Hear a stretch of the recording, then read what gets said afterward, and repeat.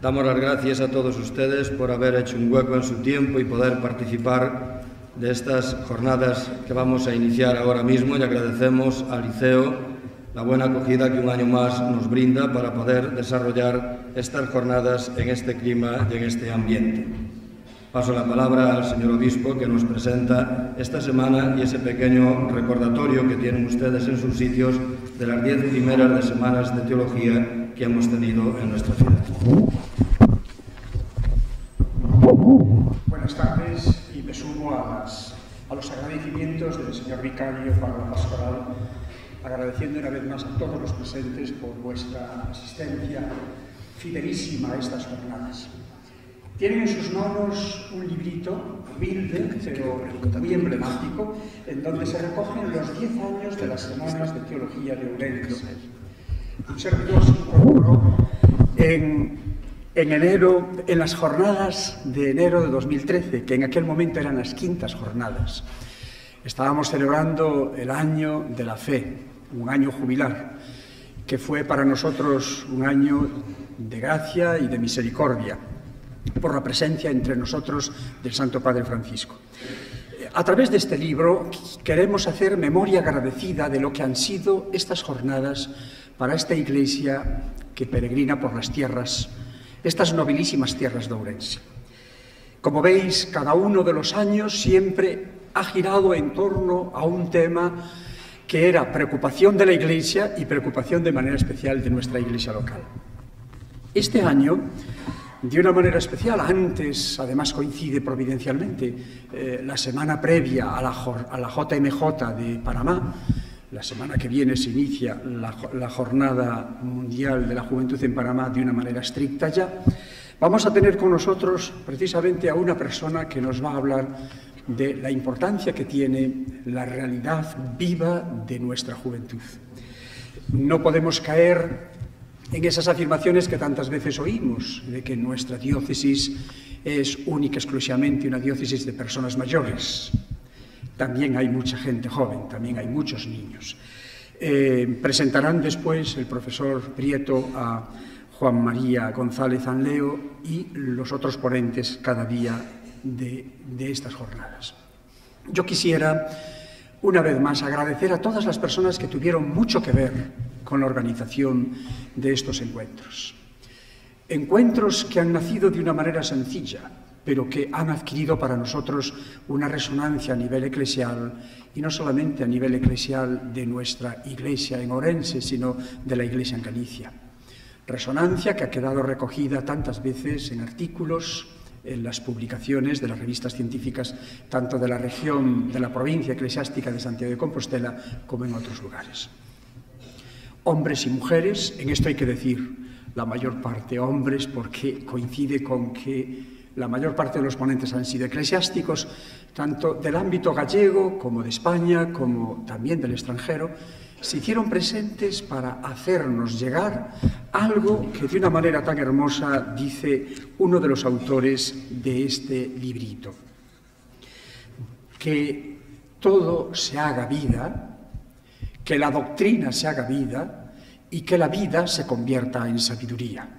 Ese es el objetivo de estas jornadas, y yo espero que ninguno de los que estamos aquí quedaremos defraudados. Muchas gracias, y ustedes y yo hemos venido a escuchar al ponente y no evidentemente al señor obispo. Muchas gracias.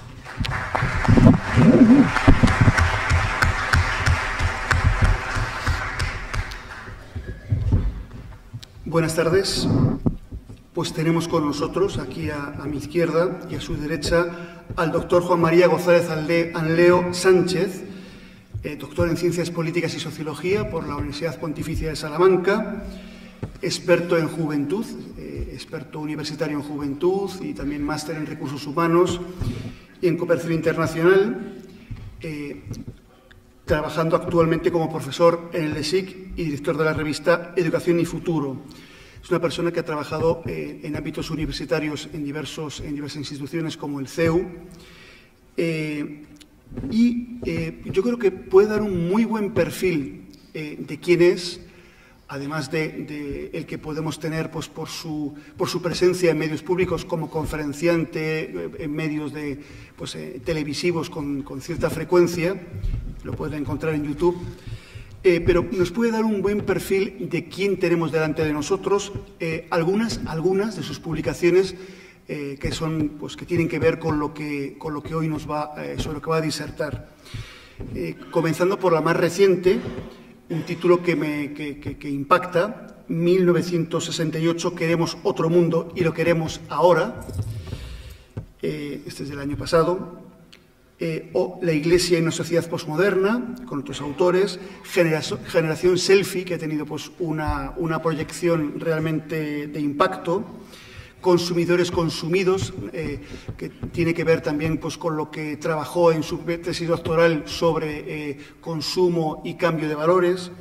Los valores del consumismo. Jóvenes españoles en 2010, que es la investigación que publica la Fundación Santa María, la Fundación SM. También Jóvenes españoles 2005, Juventud y religión. Y también artículos como Protección de menores de riesgo y en conflicto social y sus familias. Bien, pues como ven ustedes, pocas personas más cualificadas que el doctor Juan María González Anleo para disertar hoy y estar con nosotros, así que agradeciéndole mucho el esfuerzo y tu presencia, pues te dejamos la palabra. Gracias, muchas gracias. Sí.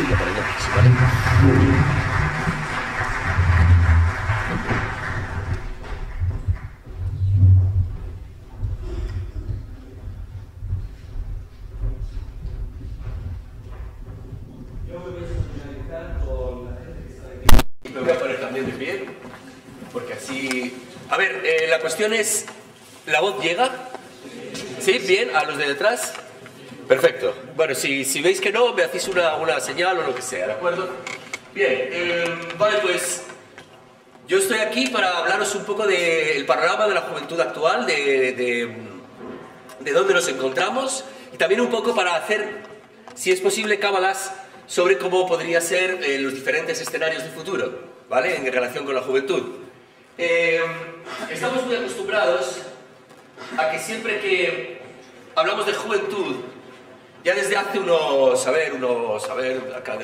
calcule, unos 2400 años, oímos siempre crisis, la palabra crisis, ¿vale? Sócrates, en la República de Platón, ya sale diciendo algo en contra de los jóvenes, ¿vale? Que si la juventud está fatal, no sé qué, no sé cuánto. Bien, llevamos 2500 años de crisis de los jóvenes, ¿vale?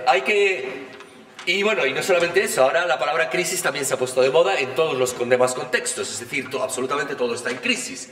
Bien, yo en la cuestión ecológica o en la cuestión política no me voy a meter demasiado, solamente me voy a centrar en la cuestión de los jóvenes y voy a ver hasta qué punto realmente hay una crisis, o pues, se puede hablar de verdad de una crisis. Como veis, mi conferencia se llama Luces y Sombras, pero también luces, ¿de acuerdo? Con lo cual vamos a empezar por un concepto que he acuñado yo en una serie en 3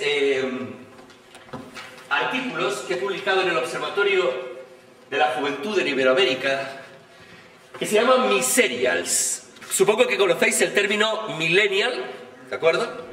Que es como habitualmente hoy en día se denomina a la juventud, los millennials. Bueno, ahora viene la generación Z, que nadie sabe muy bien de qué van. A mí me están constantemente preguntando, ¿pero esta generación Z qué es? Bueno, ya se verá. Pero por lo menos por el momento estamos con los millennials. ¿Os sería más conveniente hablar de miserials? No sé si os acordáis que se habló de mileurismo. ¿Os acordáis? Mileurismo. Y nadie sabrá en qué año sale ese concepto, ¿verdad? ¿Sale en la crisis económica? No. Mileurismo es un concepto acuñado por una escritora, o sea, por una chica que escribe una carta al País en el año 2005. En el año en el que todas las burbujas económicas posibles estaban a reventar. Y ese mileurismo hoy en día es visto como algo increíble. Es decir, un chico joven que cobra 1000 euros es considerado un absoluto privilegiado. Hace poco estuve con una amiga viendo un piso de 30 metros cuadrados. Eso era una lata de sardinas. No estaba exactamente en el centro de Madrid, tampoco estaba muy a las afueras, pero bueno, 30 metros cuadrados, 850 euros. Y claro, si cobrar 1.000 euros es un lujo para un joven hoy en día, y un piso de 30 metros cuadrados cuesta 850 euros, ahí hay algo que no cuadra. Ese algo que no cuadra lo enfocó perfectamente Cáritas Europa. Por cierto, estos artículos están disponibles, os lo podéis descargar. Observatorio de la Juventud en Iberoamérica, DSM. Vienen los 3 artículos donde me meto en profundidad. Por desgracia, hoy no me voy a poder meter en profundidad en esto. Pero el año pasado, Cáritas Europa sacó un informe en el cual analizaba la situación de los jóvenes en 17 países en Europa. Su conclusión, para países... España, por cierto, no venía, no aparecía. No, por alguna razón extraña, España no se incluyó, ¿vale? Sin embargo, estaban hablando de Alemania, estaban hablando de Holanda, estaban hablando de Francia, estaban hablando de Italia. Y la conclusión fundamental a la que llegó Cáritas Europa es que las sociedades europeas han vuelto la espalda a los jóvenes. No les interesan los jóvenes, no les interesa su desarrollo, no les interesa su futuro, que a fin de cuentas es nuestro futuro. Las sociedades europeas han abandonado el compromiso de cohesión social a las jóvenes generaciones. Por primera vez en décadas, estas generaciones tendrán menos oportunidades y estarán peor que sus padres. Esos son los highlights, ¿de acuerdo?, de la presentación de Cáritas Europa. Empleos precarios y escasos, salarios muy bajos, condiciones paupérrimas de trabajo y deficiente acceso tanto a la protección social como a derechos básicos, en especial el de la vivienda. Por último, los jóvenes padres solteros es un concepto que acuña el informe de Cáritas. Supongo que lo leísteis en los periódicos porque tuvo bastante repercusión. Los sinkis, un nuevo concepto para los jóvenes actuales. Single, o sea, personas con un solo trabajo y sin hijos. El tercer artículo que escribo sobre miserias lo llamé la revolución silenciosa, porque hablaba de las consecuencias que va a tener para nuestras sociedades el hecho de que hayamos dado la espalda a los jóvenes. ¿Cuáles son esas consecuencias? Como bien me han presentado, el último libro que he escrito ha sido el de 1968, que la verdad es que, con toda mi ilusión, es un libro que le he cogido mucho cariño porque me ha cogido mucho tiempo, etcétera, etcétera. He leído muchísimas cosas. Bien, cuando le preguntaban a Sartre, el filósofo, ¿qué posibilidades tenía la generación del 68 de ganar?, decía ninguna. Y de hecho fue así. Los jóvenes no tienen nada fundamental para la sociedad, nada que haga descarrilar la sociedad. No tienen el pan, no tienen la carne, no tienen los servicios fundamentales, con lo cual una generación de joven no puede hacer descarrilar una sociedad. Bien, Sartre evidentemente tenía razón, y evidentemente, como podéis observar, fue exactamente lo que sucedió. Ahora bien, a corto plazo, no tienen nada que mañana por la mañana necesitemos en nuestras mesas. Pero ¿y a largo plazo? A largo plazo los jóvenes tienen aquello que sostiene cualquier sociedad: sus futuros hijos.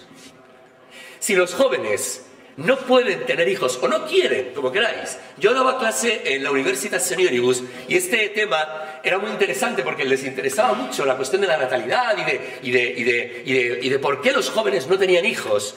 Siempre que sacaba el tema la gente decía, porque son unos egoístas. ¿De verdad? Os voy a poner una cuestión, os voy a plantear una cuestión. Ahora se habla mucho de la flexibilidad laboral. La flexibilidad laboral es un eufemismo para decir precariedad laboral. Un eufemismo para decir mañana no sé si trabajo o dejo de trabajar. Yo tengo una prima que todos los días, nada más entrar en su despacho, bueno, su despacho realmente son estos compartimentos, tiene encima de la mesa una hoja que todos los días tiene que firmar. Es su contrato. Ella sabe que un día llegará y no habrá hoja. Ella dice que nunca, que no ha dejado ninguna foto ni nada, porque ¿para qué? Porque un día cualquiera va a llegar y va a tener que recoger todo eso y se lo va a tener que llevar. Planteémonos una cuestión, porque en la Universitat Senioribus salía mucho la idea de nosotros, los mayores, también teníamos unos sueldos muy malos cuando empezamos a trabajar, cierto, pero había una cierta seguridad de futuro. Sin embargo, si un joven gana hoy en día 4.000 euros, pongamos, ningún joven gana 4.000 euros, pero imaginémonos, 4.000 euros al mes, pero no sabe si el mes que viene va a poder seguir trabajando, pues se comprará una moto, se comprará una chaqueta, se comprará unos zapatos chulos, pero lo que no va a hacer va a ser tener hijos. No sé si lo sabéis, no sé si lo habéis oído. España, junto con Corea del Sur, Japón y Alemania, será el país más viejo del mundo en el año 2050, con una persona trabajando por una que no trabaje. No hace falta saber mucho de natalidad y mucho de proyecciones de futuro ni nada de eso para saber que un país así es un país absolutamente insostenible. Con lo cual, volviendo a la pregunta de Sartre, efectivamente los jóvenes no tienen el pan para desayunar mañana por la mañana, ni tampoco tienen el café, ni tienen el filete para comer al mediodía, pero tienen nuestros futuros hijos que van a poder o no poder mantener una sociedad. Bien, esa es la situación, así quiero empezar esta charla de hoy para situar la cuestión de los jóvenes. Es decir, crisis de los jóvenes, sí, pero fundamentalmente ruptura de lo que se llaman los pactos fordistas. Los pactos fordistas consisten en lo siguiente: yo, sociedad, te ofrezco a ti, joven, que trabajes duro, que te esfuerces, que te quedes por las noches, que te quedes estudiando en vez de pasártelo bien por ahí, pero en el futuro te aseguro más o menos la posibilidad de crear una familia, un sueldo digno, un piso más o menos digno para que puedas vivir con tu familia, etc. La sociedad ha roto esos pactos fordistas ya desde hace muchos años con los jóvenes. Y los jóvenes, que es lo que vamos a ver hoy, han respondido: muy bien, de acuerdo, pero yo no me intereso por ti. Yo no me intereso por tener hijos, para empezar, pero tampoco me intereso ni por la política, ni por absolutamente nada que te concierna a la sociedad. Yo voy por libre. Es lo que yo he llamado en algún artículo o en algún libro el enroque de los jóvenes. Si conocéis el famoso movimiento del ajedrez, el rey se protege contra el tablero social, ¿vale? Se protege con sus alfiles y con su torre para no ser dañado. El joven le tiene miedo a la sociedad, le tiene aversión a la sociedad precisamente por esto que os estoy contando. Vamos a ver un poco cuáles son los grandes valores de los jóvenes, las grandes importancias de los jóvenes. Vamos a ver, la salud, lo primero de todo. De hecho, yo he dicho en algún sitio que la salud se ha convertido en una nueva forma de religión, lo cual tendré que explorar con más detenimiento y más en profundidad, la salud como una nueva religión. La familia, el trabajo, amigos conocidos, ganar dinero, pareja, religión al final, ¿vale? Bien, vamos a ver, aquí lo que podemos ver, vamos a ir analizando paso por paso y elemento por elemento. Pero aquí lo que podemos ver es que fundamentalmente al joven le interesa lo que es cercano y sobre todo lo que le produce una cierta seguridad. Se ha producido, y esto es una idea importante que me gustaría subrayar, se ha producido un fenómeno muy curioso. Se dice que hay crisis de la familia, es falso, no hay crisis de la familia. Había crisis de la familia en los años 80 aquí en España, 60 en el resto del mundo. Ahora mismo no hay una crisis de la familia, hay una crisis del modelo tradicional de familia. Eso sí, por supuesto, ¿vale? Por supuesto. Si se le quiere llamar crisis a eso, ¿vale? Pero de la familia, no. Cuando tú preguntas a los españoles, a toda la población española, ¿qué es lo más importante en tu vida? Dicen la familia. Y cuando se lo preguntas a los jóvenes, también te contestan que es la familia. Claro, hay algunos sociólogos con un poco de mala leche que dicen, hombre, es normal que la familia sea tan importante para los jóvenes. Es el hotel mamá. Sábanas limpias, 3 comidas, cariño y postres, ¿vale? Hay algunos sociólogos que dicen, hombre, tendrían que tener mucha jeta los jóvenes para no apreciar a sus familias. Bien, esto es cierto, por supuesto, bueno, yo creo que es cierto, pero también creo que la importancia de la familia hoy para el joven va muchísimo más allá. Y esta es la idea que me gustaría subrayar hoy. Se ha creado una alianza diabólica entre la familia y el joven. Hace 3 días,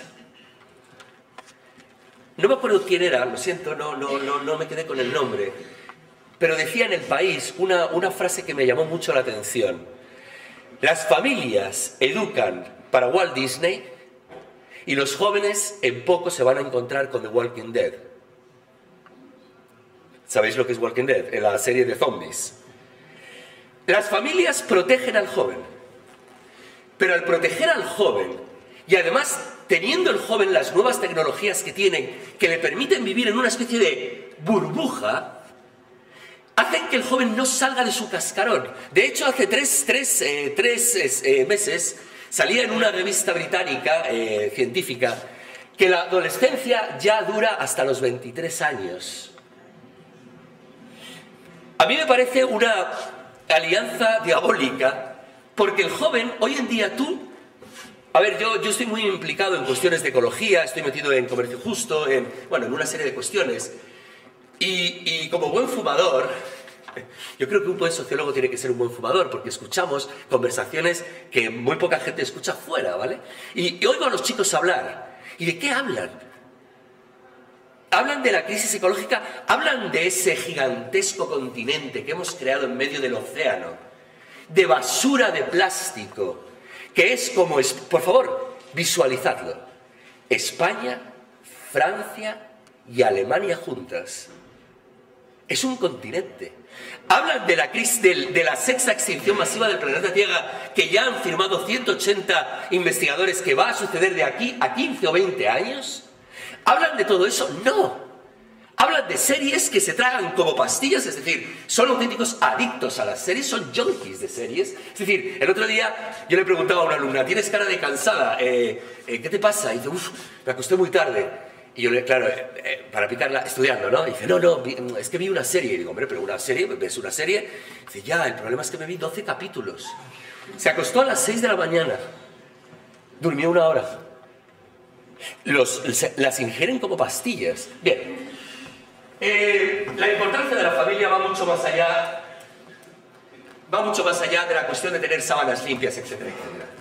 Hay una mayor satisfacción que en el resto de los espacios y hay un incremento de los modelos democráticos de familia. Es decir, los jóvenes se sienten lo que no sienten en la sociedad, lo sienten dentro de sus familias, se sienten oídos, se sienten escuchados, se sienten respetados, se sienten tenidos en cuenta.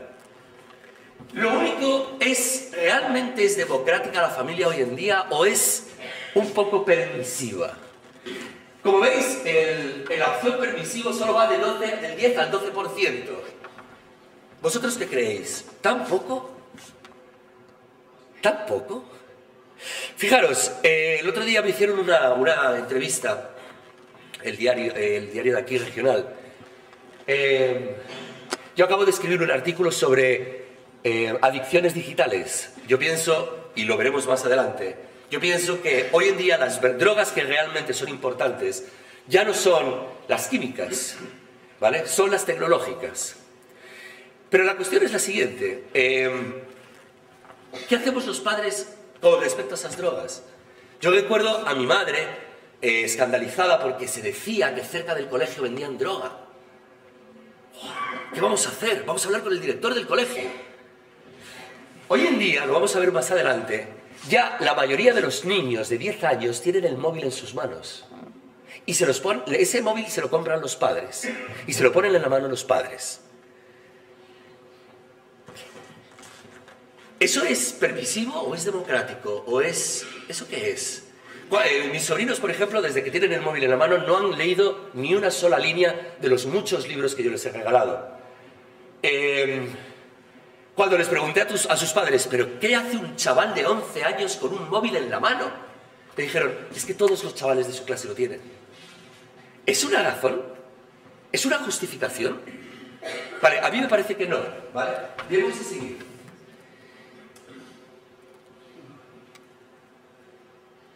Vamos a ver, me voy a centrar en varios valores que creo que son fundamentales para comprender a la juventud actual, ¿de acuerdo? Por lo menos la española. ¿vale? Si estuviese dando, que como de hecho he dado una clase sobre la juventud europea en París, por ejemplo, la cosa sería un poco diferente, pero para entender a la juventud española hay que tener en cuenta estos valores. En primer lugar, la libertad y autonomía. Y algunos pensaréis, ¿por qué están juntos los dos? Porque aquí en España, libertad y autonomía para el joven son algo muy parecido, o por lo menos se equilibran. Me explico. El joven español no tiene autonomía. Cuando yo llegué a Alemania con 23 años y me preguntaron, oye, pero ¿tú dónde vives? Digo, con mis padres. No, en serio. ¿Dónde vives? Digo, joder, en serio, ¿y con mis padres? ¿Y con tus padres? ¿Con 23 años? Bien. El joven va a estar viviendo hasta los 30 años, hasta los 35 años, hasta los 40 años con sus padres. Por lo que he contado al principio de pisos de 850 euros de 30 metros cuadrados. Y entre otras cosas porque no hay un proyecto familiar, ¿de acuerdo? Bien, con lo cual, en mi opinión, la falta de libertad, perdón, la falta de autonomía se traduce en una auténtica obsesión con la libertad.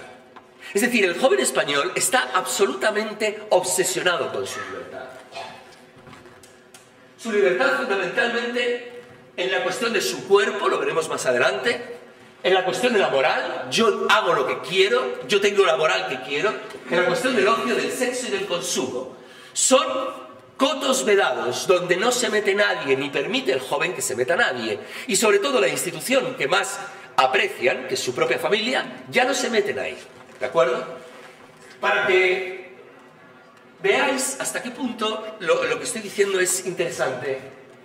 Los propios jóvenes reconocen que tienen más libertad de la que deberían. Cuando son preguntados, ¿vale?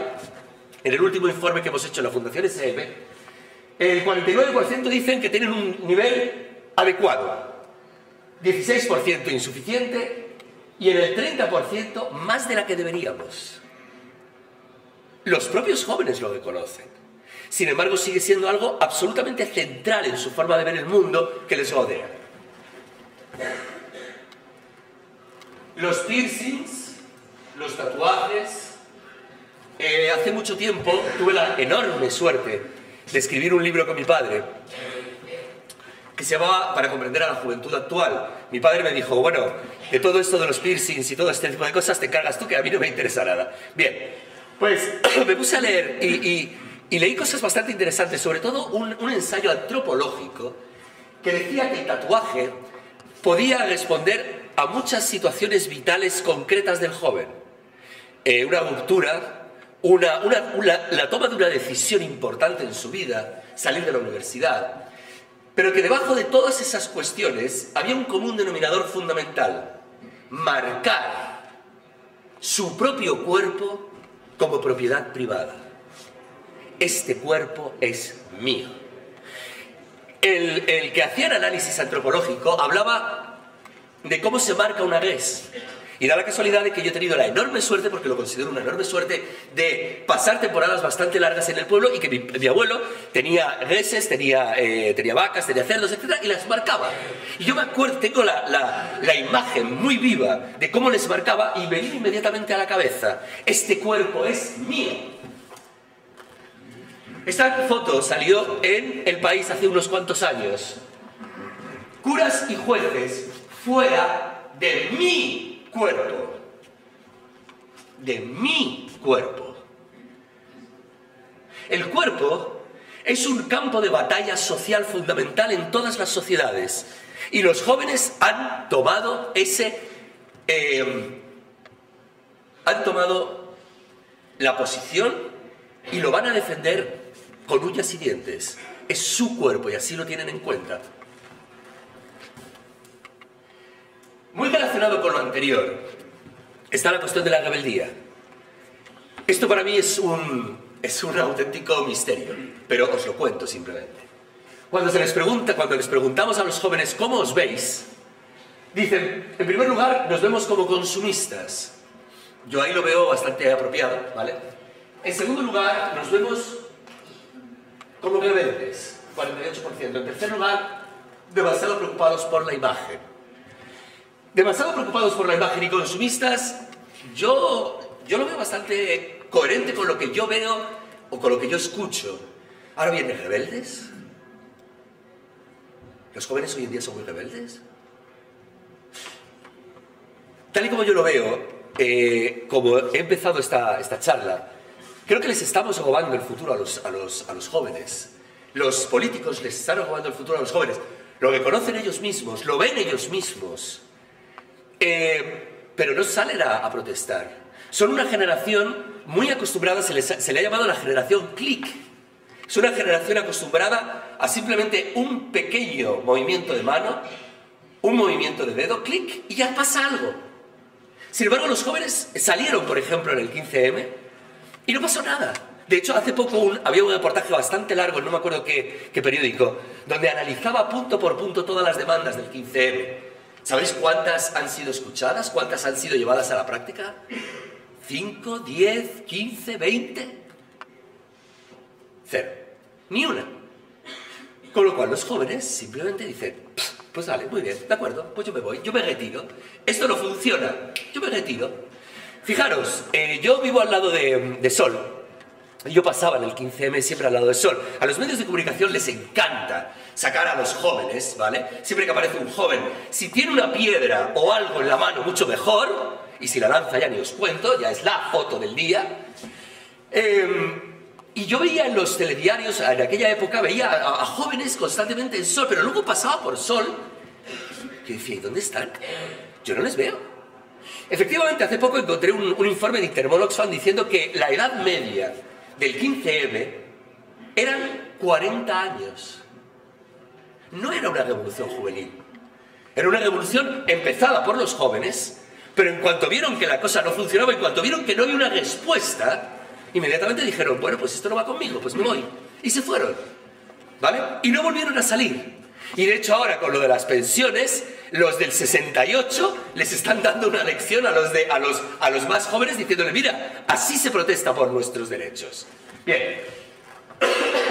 ¿Qué puede ser esta cuestión de rebeldes y consumistas al mismo tiempo?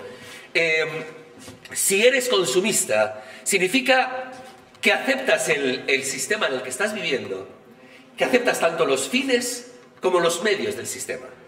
¿De acuerdo? Es decir, tú lo que quieres es hacer lo que el sistema quiere de ti, consumir. Y para ello quieres dinero. Y esos son tus grandes objetivos. Había un sociólogo que fue profesor de mi padre en Columbia, en Nueva York, que precisamente decía, un rebelde, un auténtico rebelde, es el que dice no a los fines de la sociedad y dice no a los medios de la sociedad.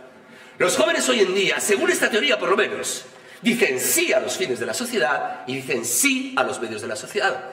Con lo cual, ¿qué tienen de rebeldes?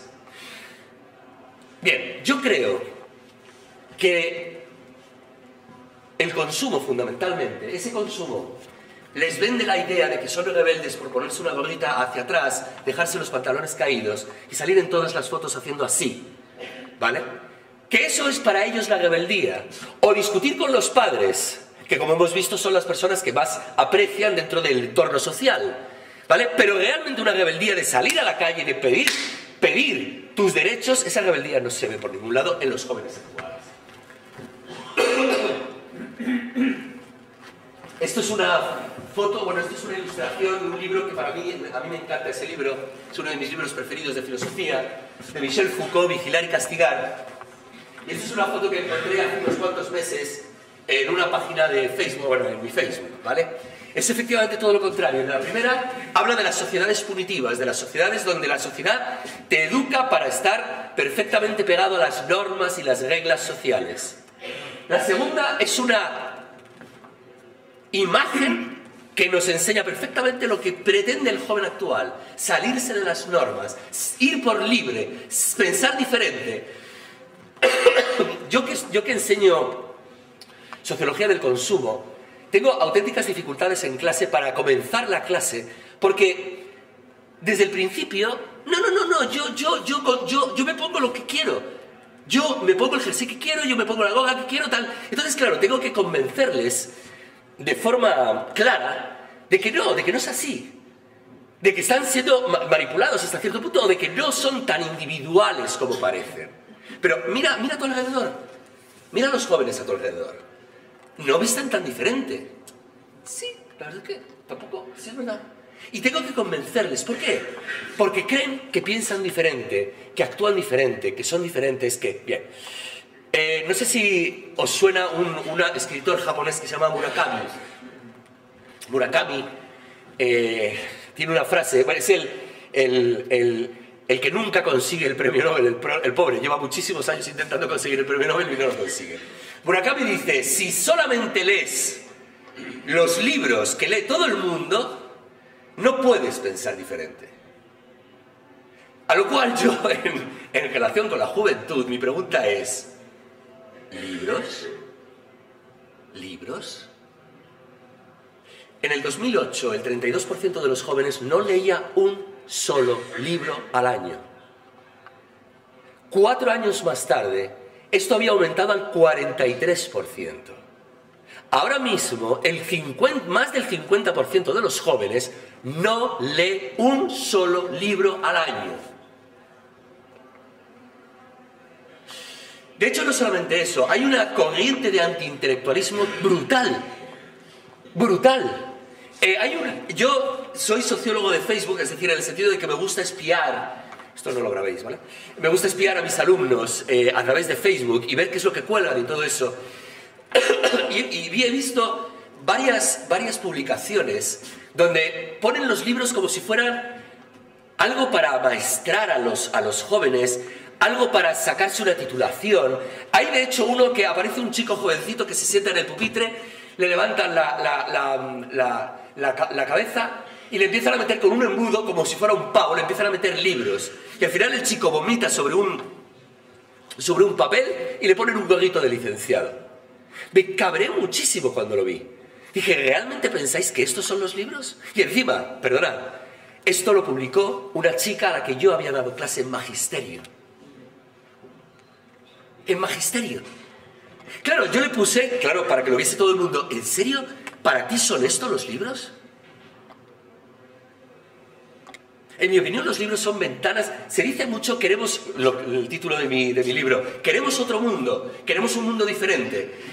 Pero para conseguir un mundo diferente hay que pensar diferente. Y para pensar diferente, el único sitio donde podemos hacerlo es en los libros. Si vemos los libros ya en sí como un enemigo, como una especie de pienso para gansos, evidentemente, y una persona de magisterio, evidentemente tenemos un problema. La tolerancia es el gran valor. Cuando se les pregunta a los jóvenes cuál es el valor más importante para que funcione una democracia, dicen la tolerancia. El problema de la tolerancia es que muchas veces no tiene límite. Quería traer aquí 2 frases. Una de mi amigo Elzo, Javier Elzo, que dice: la tolerancia es uno de esos valores faros que en vez de alumbrar, deslumbra. ¿Hay que ser tolerante con todo? ¿Con todo? ¿Absolutamente con todo? Supongo que más de uno aquí conoce lo que se llama la paradoja de la tolerancia. Que un escritor, un filósofo noruego, dice: la tolerancia de la intolerancia produce intolerancia.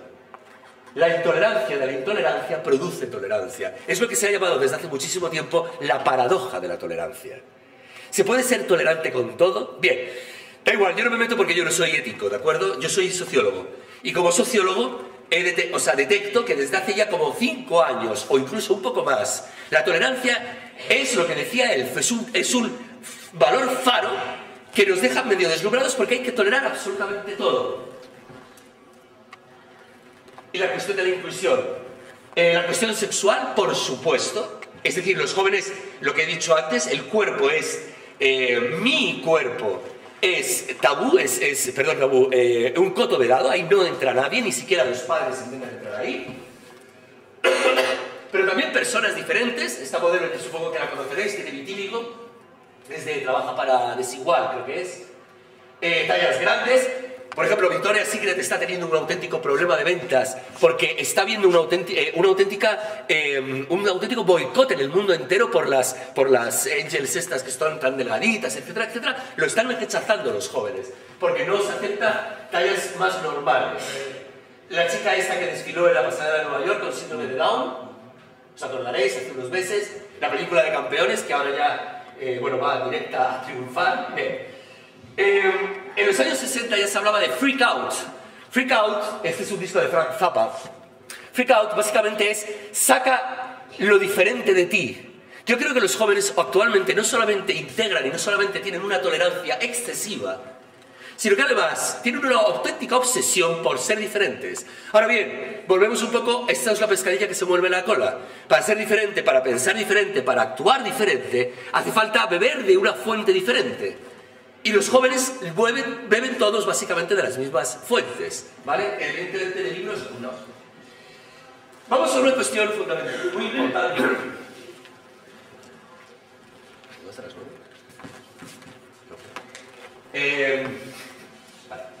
Que es la cuestión de la deserción social. Los jóvenes, ya lo he dicho antes, lo he planteado antes con palabras bastante simples, los jóvenes pasan de la sociedad. En la sociedad agoto los pactos fordistas con ellos y ellos, en mi libro Generación Selfie, lo expresé con una noticia de periódico que salió pues cuando estaba redactando el libro. Eran las elecciones europeas. Un chico le tocó ser cabeza de mesa en los sitios de votaciones y no fue. Y entonces llegó la Guardia Civil y le dijo, oiga, perdone, pero usted tiene una cita. Y dice, ¿yo? ¿Por qué? No, porque usted ha sido reclamado. ¿Por qué? ¿Qué ha hecho la sociedad por mí? ¿Por qué tengo que ir yo a pasar un día por 20 y tantos euros que me dan? A mí yo también fui cabeza de mesa una vez. Por una miseria. ¿Por qué tengo yo que darle a la sociedad? Si la sociedad no me da nada a mí. Esa es un poco la lógica del joven actual. Bien, dentro de esa lógica, ¿vale?, está la deserción social. En primer lugar, cuando escribí Generación Selfie, los niveles de confianza en todas las instituciones se habían descalabrado, ¿vale? Y aún así me dio la sensación de que irían a peor. Fijaros un momento, por favor, en esas cifras. Mucha confianza no genera ni una sola institución, ni una sola. Ni una.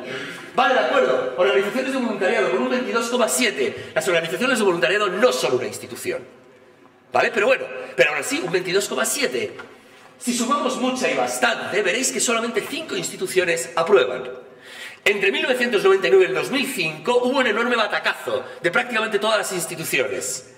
En la crisis económica que acabamos de pasar, si es que la hemos pasado ya del todo, vuelve a haber un descalabro de bastantes instituciones. Y por favor, ir leyendo todas las instituciones hasta el final. La Iglesia lleva más de 25 años siendo la última institución en confianza por parte de los jóvenes. Cuando mi padre todavía vivía, que estábamos haciendo los Jóvenes Españoles 2010, me acuerdo que el capítulo era mío, este capítulo era mío, y se lo comenté. Le dije, mira papá, porque metimos grandes empresas multinacionales para ver. Digo, papá, mira esto. Yo lo he dicho en alguna radio, los jóvenes confían más en Apple y en McDonald's que en la Iglesia Católica.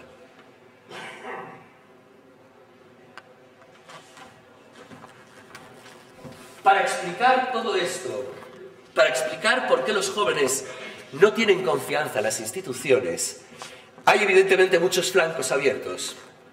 El flanco de la cuestión de la jerarquía, es decir, las instituciones jerárquicas no suelen gustar demasiado. La cuestión de la cerrazón de algunas instituciones, etcétera, etcétera. Pero hay una, fundamentalmente, a colación de todo lo que he dicho hasta el momento, que me gustaría recalcaros ahora mismo aquí, porque me parece esencial. Esta es una viñeta de Manuel Fondevila. Después de tanto anunciar España se rompe, el gobierno, la oposición, la justicia, los medios, secretaria, la monarquía, la iglesia, etcétera, se había venido usted. Mi pregunta es, en una crisis económica que ha sido aprovechada para pauperizar aún más a una enorme juventud, donde el mileurismo del que nos reíamos en el 2005, en plena bonanza económica, se ha convertido, la expresión existe, en miseurismo, de miseria. ¿Qué institución se ha partido la cara por los jóvenes? ¿Cuál ha salido a la arena política y ha dicho, si os lleváis a los jóvenes, me lleváis a mí?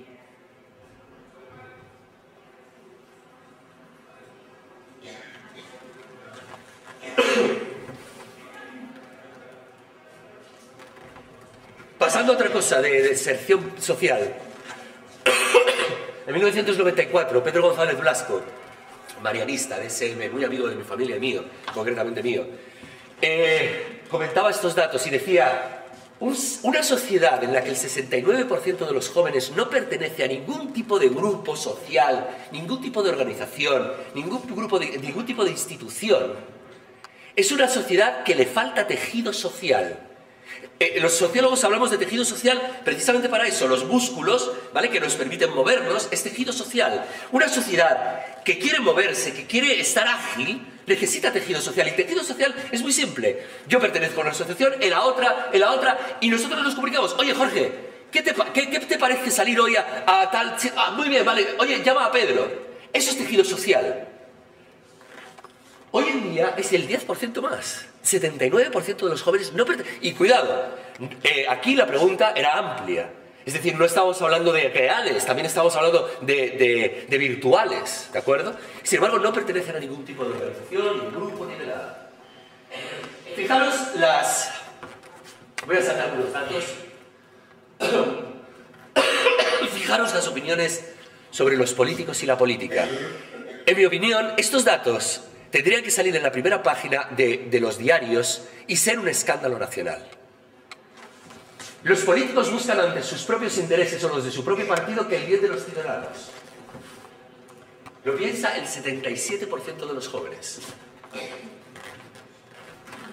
Más aún, los políticos anteponen los intereses de las multinacionales, los bancos y los grandes grupos de presión a los intereses de los ciudadanos. Lo piensa el 71% de los jóvenes. Y cuando se les pregunta a los jóvenes, ¿creéis que las instituciones, creéis que los políticos os escuchan cuando tenéis problemas? Solo 1 de cada 10 piensa que es escuchado por parte de los políticos. Un país así no puede funcionar. No puede funcionar.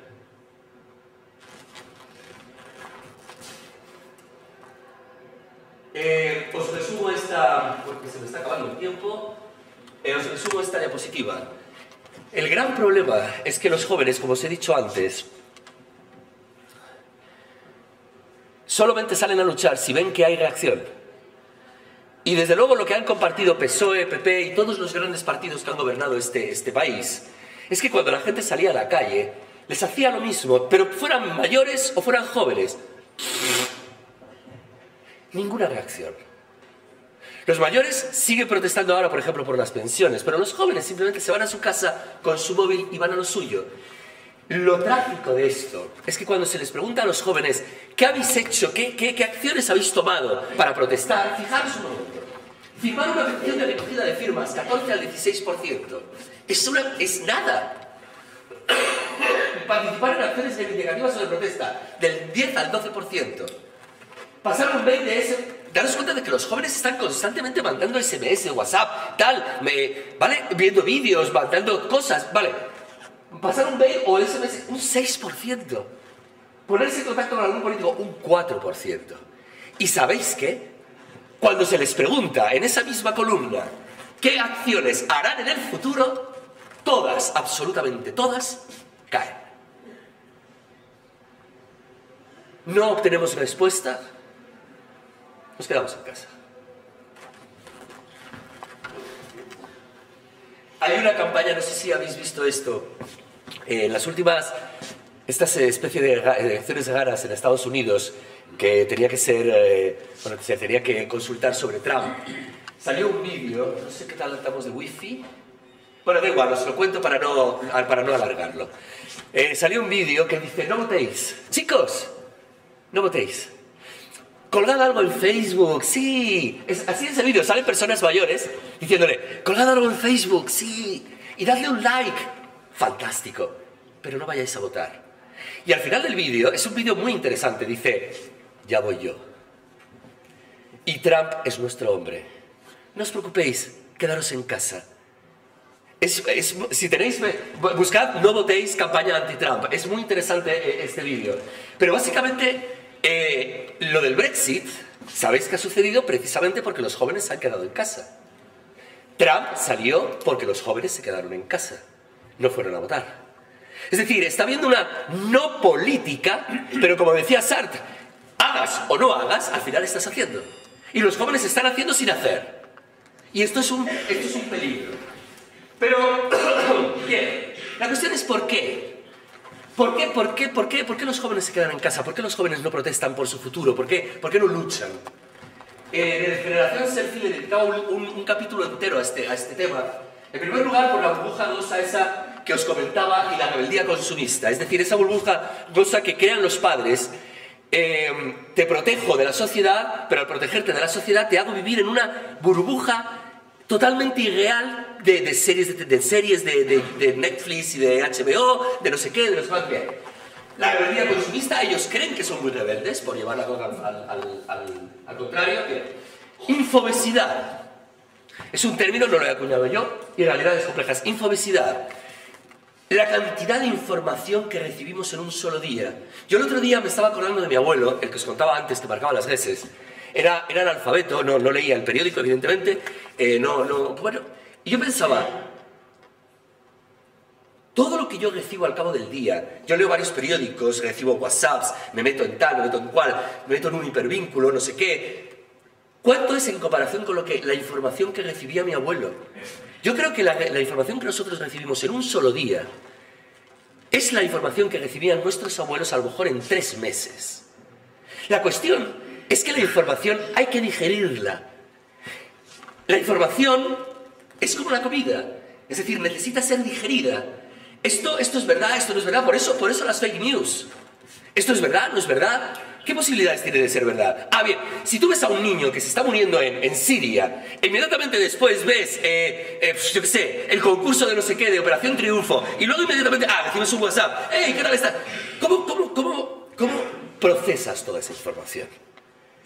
Y es lo que sucede, que esa información, toda tanta información, en mi opinión, anestesia, y produce auténticos cólicos. En cuarto lugar, la indefensión aprendida. Es decir, esto viene de un experimento que no sé si conoceréis, que consiste en pegar palos a un perro, pobrecito mío, ¿vale? Y si el perro intentaba morder, ladrar, escapar, etcétera, etcétera, se le seguían dando palos exactamente con la misma intensidad y con la misma periodicidad. El perro, al final, lo que hacía era acurrucarse y, pues dame palos, pues tú dame palos. Si el perro, sin embargo, buscaba diferentes opciones y una de ellas permitía que el investigador dejase de darle palos, aprendía que esa era la solución. Bien, ¿por qué hablo del perro ahora? ¿Qué tiene que ver esto? Pues que vamos a ver, cuando se sale a la calle, se protesta contra una realidad y la respuesta son más palos, recortes en sanidad, en educación, etcétera, etcétera, pues entonces al final te acostumbras a que te den palos y te quedas callado y te quedas en casa. Y por último, el relativismo. Aquí no me voy a meter porque quiero ir terminando con una frase. Los jóvenes no necesitan discursos, los jóvenes precisan ejemplos de honestidad. Pertini. ¿Dónde encuentran los jóvenes actuales? Perdonadme que sea tan directo y a lo mejor un poco excesivamente directo. ¿Dónde encuentran los jóvenes hoy en día ejemplos de honestidad?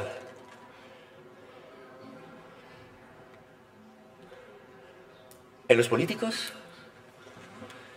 Un caso, 2 casos de corrupción durante más de 10 años todos los días. ¿En los deportistas? ¿En dónde? Yo fui director de la revista Educación y Futuro y el último número que hicimos era sobre educación en valores. Me hizo mucha gracia, sí, os lo cuento, porque todo el mundo quería escribir. Yo quiero escribir. Y digo, vale. Muy bien. Es un tema de moda. Pero ¿quién está educando en valores en este país? Mirad, la educación en valores en este país es una patata caliente que se pasa de mano en mano y que nadie sostiene con sus propias manos. La familia no puede educar en valores. Mi director de tesis, por ejemplo, me decía que él no dejaba ver a sus hijos Los Simpson. Y yo le decía, eres un poco bestia, ¿eh? O sea, me parece un poco drástica tu decisión. Y digo, ¿por qué no los ves con ellos? ¿Por qué no te pones a ver los Simpsons con ellos? Y él me decía, ¿pero tú sabes lo que estás diciendo, Juan? Me levanto a las 6 de la mañana, vuelvo a las 7 de la noche agotado. Y encima tengo que seguir escribiendo, ¿vale? Era investigador, etcétera. Y tengo que seguir escribiendo, no tengo tiempo. Hace 3 semanas o 4 semanas salió un informe donde hablaba de que los españoles jugamos menos de 1 hora semanal con nuestros hijos.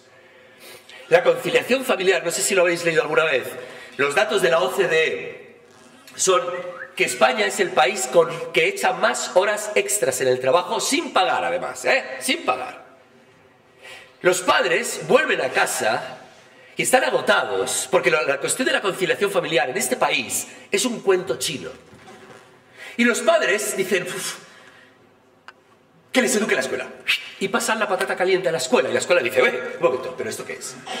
Pero vamos a ver, yo tengo más clases, con más alumnos, con todo ese papeleo que ahora me ponen burocrático, etcétera, etcétera, suficiente tengo con enseñar matemáticas y me vais a poner a mí a enseñar valores. Con lo cual, cogen la patata caliente y se la pasan, y esto ya es lo más divertido de todo, a los medios de comunicación. Yo discutí una vez, porque me llamaron para dar un pequeño máster sobre imagen de marca. No os voy a decir qué cadena es, ni qué serie es, pero discutí con la directora de una serie muy importante para los jóvenes hace 7 u 8 años. Le dije, me parece que tu serie no tiene en cuenta lo que realmente necesitan los jóvenes. Les estáis mostrando unos modelos de actuación y de pensamiento que no son muy apropiados. Y se rió y me dijo, mira, aquí los medios estamos para hacer pasta. Fue la contestación exacta de esta señora. Aquí no estamos para educar en valores. Mi pregunta es, al final, ¿quién educa en valores? ¿Quién educa en valores?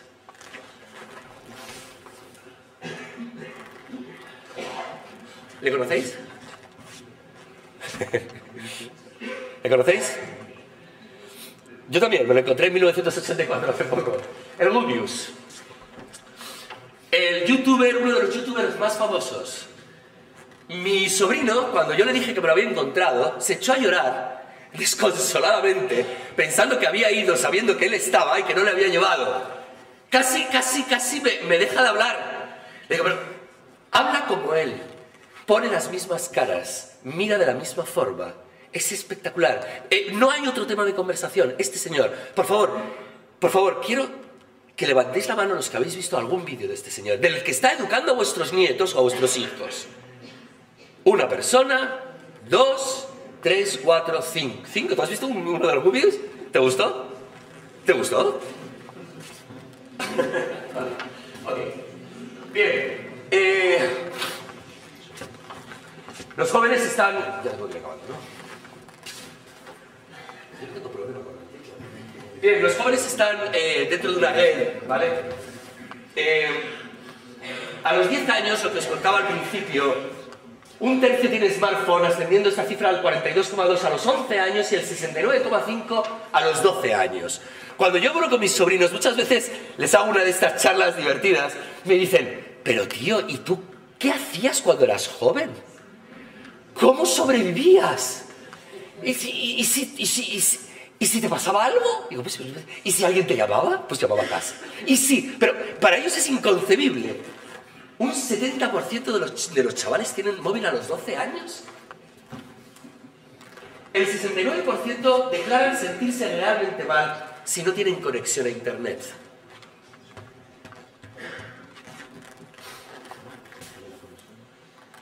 Según Protégeles, el 21% son muy propensos a ser adictos a Internet. Duplicamos la media europea. Somos, de hecho, el primer país en niños y preadolescentes y jóvenes adictos a Internet.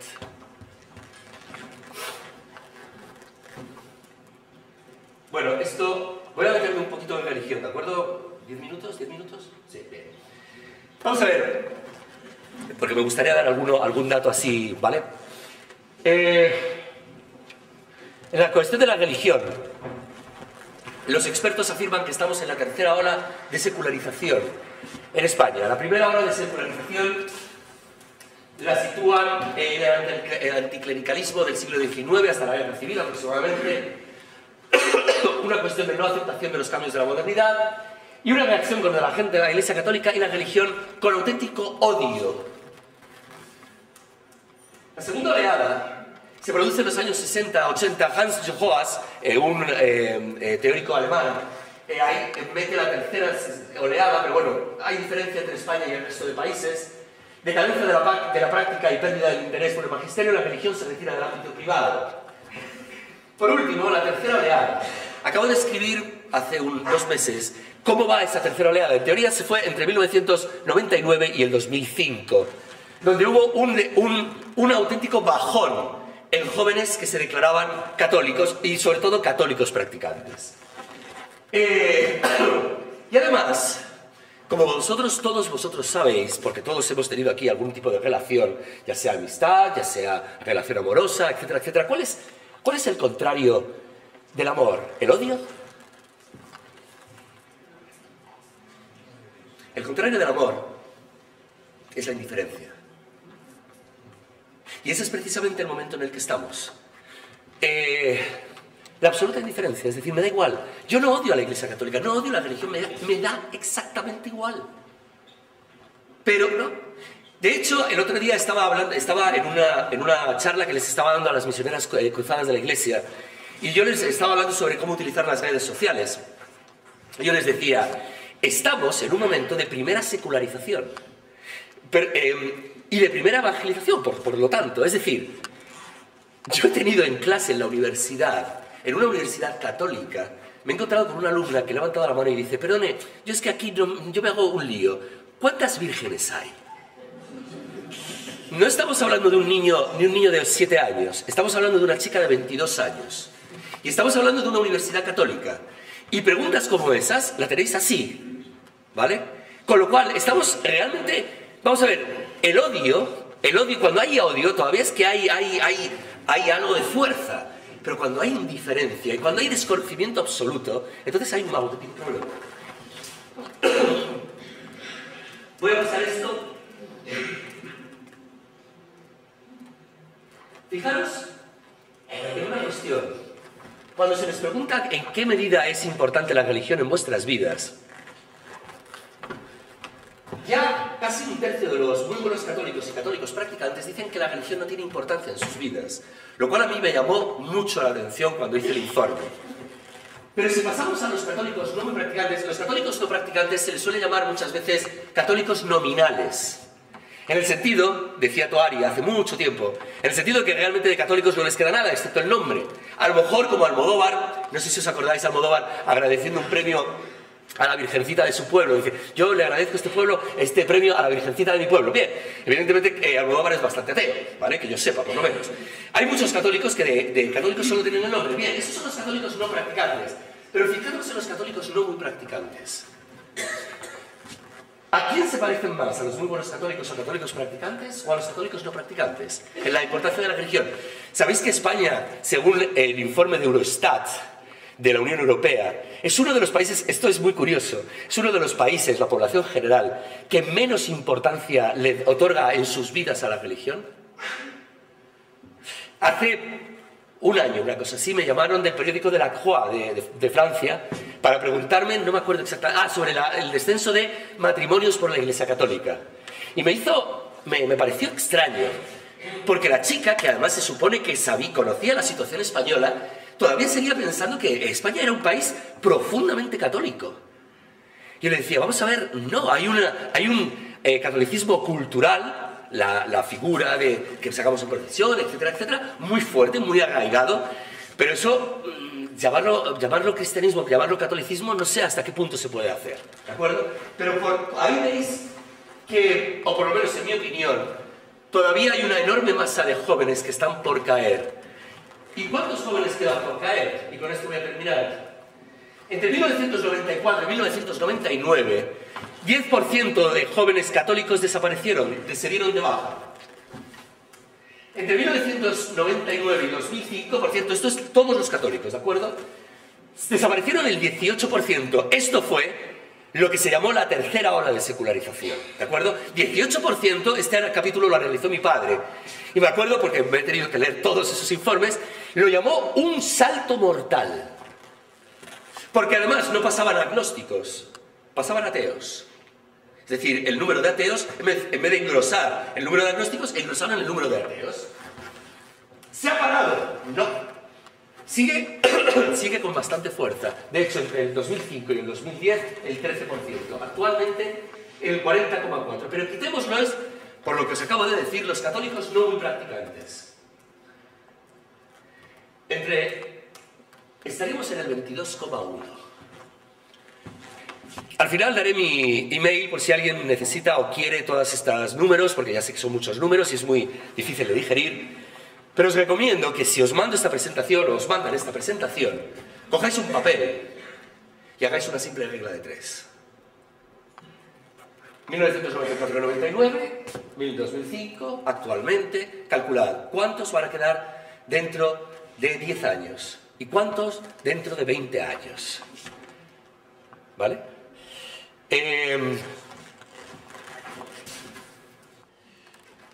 Había Bertolt Brecht, que era un escritor alemán, tenía un cuento muy bonito sobre las enseñanzas de Buda y cómo Buda estaba hablando a sus discípulos sobre la nada, sobre diferentes conceptos. Y uno de esos discípulos le decía, pero señor, pero esa nada de la que tú hablas es muy fría, es cálida, nos va a coger a todos. Entonces Buda dijo simplemente, yo no tengo nada que decir, no tengo nada que decir a esto, no tengo respuestas. Pasó la tarde y al final por la noche sus más cercanos discípulos le preguntaron, pero ¿por qué no decías nada? Entonces contó la parábola de la casa ardiendo. Una parábola que quiero utilizar tanto para la sociedad en general, con los datos que os he dado, como la iglesia en particular.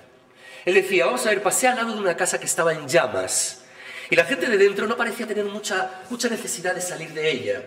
De hecho les dije, por favor, salid, está en llamas la casa. Y a uno, decía Buda, que le estaba ardiendo una ceja, decía, pero ¿qué tiempo hay fuera? Pero, ¿está lloviendo? Y dice, a quien no le ardan todavía los pies, no tengo nada que decirles. Mi última idea, mi último mensaje es que yo creo que la casa, la sociedad y la iglesia concretamente están en llamas. Gracias.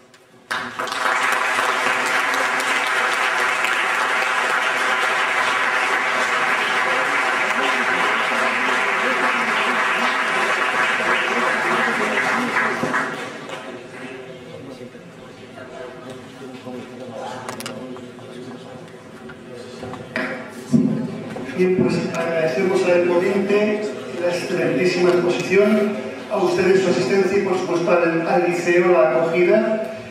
Les recordamos que mañana, jueves, comenzaremos a las 8 menos cuarto, porque previa a la conferencia se presentará la revista del Instituto Teológico Divino Maestro Auriencia, a cargo del profesor don José Ramón Hernández, que es el director de la revista.